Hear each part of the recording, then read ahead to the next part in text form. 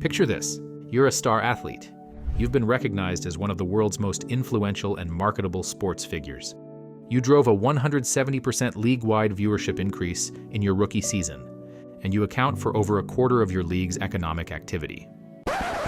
And you make $50,000 less than the car wash manager at Buc-ee's.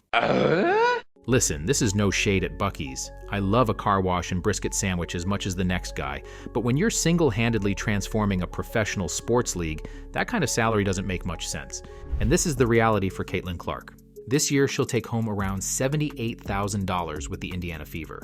Yes, I know, she has endorsements. She's not hurting for cash.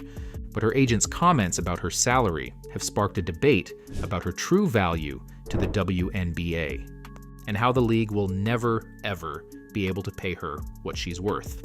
Clark thought about pulling up from three, will dip inside and lay it in. Clark, step back three, knocks it down. Now this has everyone debating and attempting to quantify Caitlin's value, and I'll get to that in this video because, well, I did the math and it's insane. But here's the bigger question based on how Caitlin has been treated. Even if the WNBA could pay Caitlin her worth, would they? With all the effort from the media and ex-players to diminish Caitlin's impact, and with complaints from fans about how sponsors like Nike, players, and even team owners go out of their way to make the league's success about more than just one player, you gotta wonder if Caitlin, the catalyst for the rise in the WNBA's popularity, and the player who is undoubtedly, and with very little thanks, I might add, creating a better financial situation for every WNBA player, will ever be appropriately recognized financially. I'm going to dig into it, and I think, after watching this, you're going to have a greater appreciation for not just what Caitlin is accomplishing, but for her long game and ability to see the entire playing field because, based on the math, well, you'll see the numbers are insane. But first, tell me in the comments how much Caitlin should be paid. It'll be interesting to see what everyone thinks, and if I'm close or way off. Okay, so Caitlin Clark's agent, Erin Kane, got everyone talking about how women are paid in sports, particularly her client. In a recent interview, she said, "Will Caitlin Clark ever be paid by the WNBA what she's really worth to that league? I don't think that's possible." Now, on the surface, that would be the last thing I'd want my agent to say. I mean, Caitlin's only heading into her second season, and already her agent's saying she will never be compensated fairly. But wait, there's more. She went on to say that Caitlin should be recognized for what she's done for the league from an economic perspective, and that all players should be paid more. Now, she kind of has to say that last part about increasing pay for all players because she represents other WNBA players, but it also benefits Caitlin for that to happen. I'll explain why in a bit. But I think we can all agree that Caitlin's current pay situation is, well, ridiculous. Clark is set to make around $78,000 this season. You don't have to be a sports agent or math whiz to know there's absolutely no way that's in the ballpark of what she's worth. But that begs the question, what is Caitlin Clark really worth? To understand this, let's take a step back. Wheeler finds Clark from the logo. You bet! 6 on the shot clock. Clark, a deep three! So, while league brass and ex-players who want credit for the league's recent success won't admit it, the WNBA was floundering before Caitlin Clark burst onto the scene. That's my polite way of saying it was hemorrhaging money like crazy. Since 1996, they've been losing an average of more than $10 million every year. That's nearly 3 decades of bleeding cash. The only reason the league survived was because it was heavily subsidized by the NBA, which owns 60% of it. Even more when you look at individual owner contributions. NBA Commissioner Adam Silver even had to admit that the WNBA hasn't provided any returns for NBA owners. Many investors are wondering if they'll ever see a return. I mean, it's kind of like having a child who goes to college for 7 years. Like, stop messing around and make some money. Anyway, the league was desperate for a game changer. Someone who could turn heads, fill seats, and make people sit up and take notice. They needed a star so bright she could outshine all the doubters and naysayers who claimed the WNBA would never stand on its own 2 feet. And then, everything changed. Enter Caitlin Clark, the human highlight reel. Free to shoot. Gonna have to make something happen. Clark through the lane, reverses it in. All game, Richards on the floor. Clark, the step back three just below the logo, drills it. She wasn't just good, she was rewriting the record books and making jaws drop with every game. Suddenly, people who had never given women's basketball a second glance were tuning in just to see what Clark would do next. Her rookie season was nothing short of revolutionary. She didn't just earn Rookie of the Year honors, she transformed the entire league. Picture this. The Indiana Fever, once the WNBA's cellar dwellers, suddenly found themselves in the playoffs. It's a complete 180, rags to riches story. Speaking of rags to riches, that's just the beginning of Caitlyn's impact. Her arrival sent viewership numbers through the roof. We're talking about a mind-blowing 170% increase. The 2024 season became the most watched in WNBA history, with Clark's Fever contributing 45% of the league's broadcast value. And let's talk merchandise. Clark's impact on sales is off the charts. League-wide merchandise sales shot up by 450% during the 2024 season. That's not a typo. 450%. It's like everything Clark touched turned to gold. From boosting ticket sales to driving merchandise revenue, her impact is felt in every aspect of the WNBA's business. It's like she walked in and flipped a switch, turning the league from something you'd watch in passing on ESPN 8 the Ocho into a mainstream success. I hate to use this quote because it's by Russian dictator Vladimir Lenin, but it makes perfect sense. There are decades where nothing happens, and there are weeks where decades happen. Caitlyn did in 1 year what thousands of players couldn't in decades: make the WNBA mainstream and marketable. So you'd think the WNBA would be backing up the Brinks truck, right? You'd assume they'd be falling over themselves to compensate the player who's single-handedly transforming their league. Well, not so fast. The Caitlin Clark phenomenon. How do you describe it? She's clearly an unbelievable player, came in with an unbelievable following, has brought a lot of new fans to the league. If you look at our historic season around our attendance, our viewership. The WNBA's current salary structure is like a straitjacket, limiting potential and squeezing players' earnings. The highest paid players in the league are pulling in around $250,000. But if you're a rookie, your max is much, much lower. The Fever signed Caitlyn to a rookie max contract, which paid her $76,535 in 2024. Now let's put this in perspective. The average NBA salary is nearly $12 million, with rookie contracts in the multi-million-dollar range. Yes, we all know the NBA generates a lot more revenue, but there's another issue hampering the WNBA's ability to pay: revenue sharing. The WNBA's revenue has doubled since 2019, growing from $102 to $200 million. You'd think that would mean bigger paychecks, right? Wrong. Thanks to the league's current revenue-sharing model, players are only getting 9.3% of total league revenue. For comparison, players in the NBA, NFL, and NHL get between 48% and 51% of revenue. It's like the WNBA is handing out crumbs while other leagues are serving up the whole bakery. Well, that's about to change.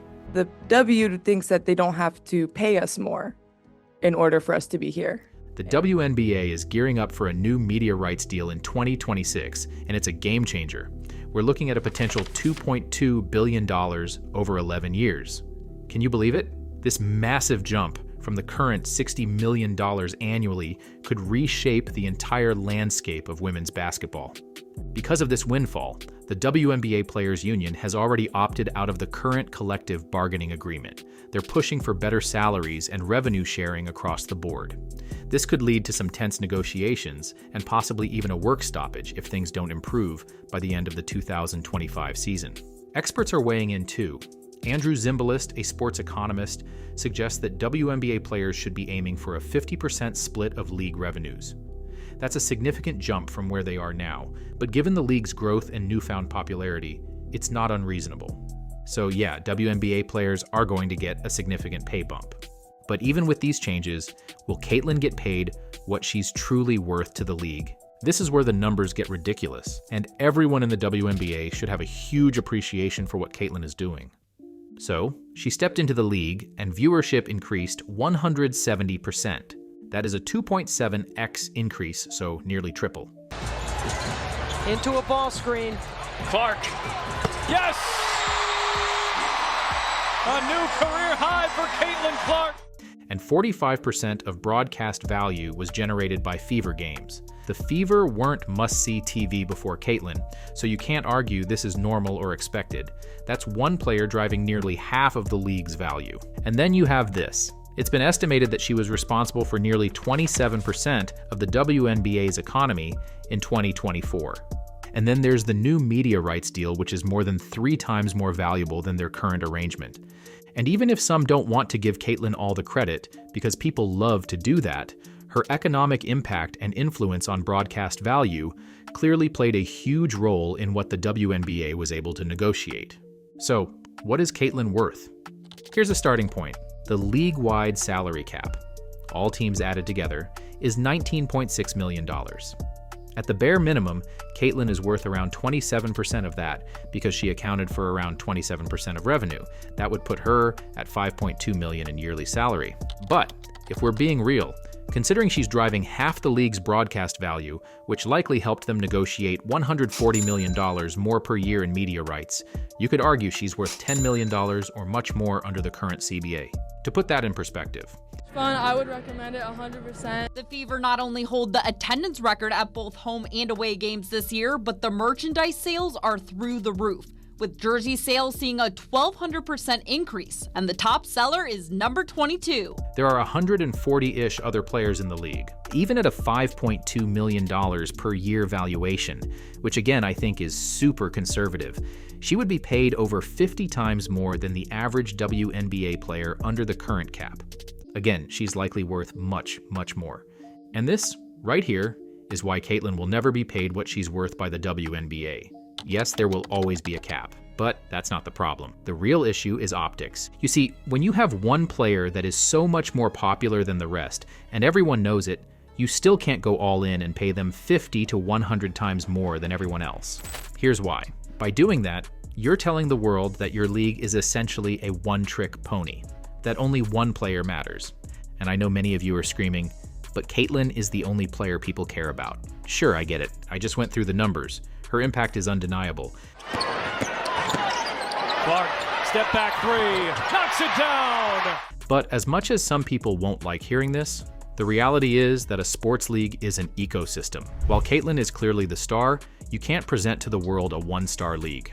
You can't have one player making all the money while the rest of the players make peanuts. You need balanced and fair pay within the confines of what the league can afford to attract and retain talent. That last part is critical. Caitlin Clark is irrelevant if she's not competing against the best players in the world on the biggest stage. Does anyone care that Kennedy Carter is dropping 50 points in the China League? No, because the competition sucks compared to the WNBA. There must be a challenge, and you only get that challenge by attracting top talent. And the WNBA can't retain top talent unless they pay them fairly relative to what teams can afford. And then there's this. From an investment standpoint, there's risk when you put all your eggs in one basket. For example, while I 100% believe it's in the league's best interest to showcase Caitlin everywhere they can, they have to showcase other players within the spotlight that Caitlin has created. They have to get some of the shine. Here's Clark, catch, fire, and connect! Growing a league by focusing only on one player is risky business. Think of it this way. What happens if Caitlin Clark gets injured for a season and the WNBA focused all their marketing on her? They have to do their best now to ensure enough of the Caitlin Clark pixie dust falls onto other players. It's a delicate balance. At times it seems unfair, but there's no choice. You see it with Nike, State Farm, and other Caitlin Clark sponsors. Caitlin cannot be their entire marketing plan. Sure, Nike has made some questionable moves that leave Caitlin Clark fans scratching their heads, but their brand is much larger than one player. And really, because big brands tend to think alike, this is also how Caitlin is looking at the world from a compensation standpoint. She, unlike many other WNBA players, cannot rely on the WNBA to pay her what she's worth. She needs to diversify. That means a portfolio of massive sponsorship deals, or perhaps becoming a sports franchise owner down the road. This is where her money will be made. Basically, whatever she makes in the W will always be nominal by comparison. But the success and health of the WNBA, and of course her performance in it, are essential to her ability to make money off the court. Made. Every field goal made has been 3, and Clark gets her first field goal of the afternoon. For that reason, the WNBA cannot and will not pay her what she's worth. And Caitlin will never demand it beyond just getting the max contract allowed under the cap. As I said, she sees the entire playing field.